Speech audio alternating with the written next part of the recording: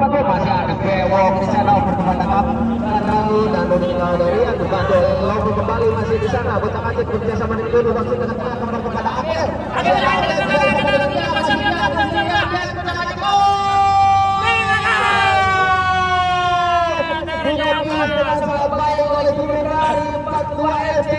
Sehingga tidak berubah kedudukan masih tetap gosong.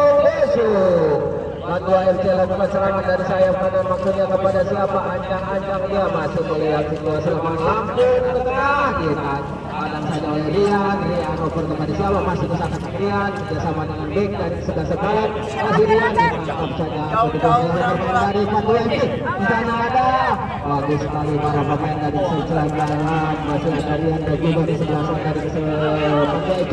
Bagus sekali masih ada Andrew masih Manu over ke tengah maksudnya kepada Yudi masih Yudi lalu tinggi operan dari sebelah sang Baat FC yang dikuasai kembali oleh para kepala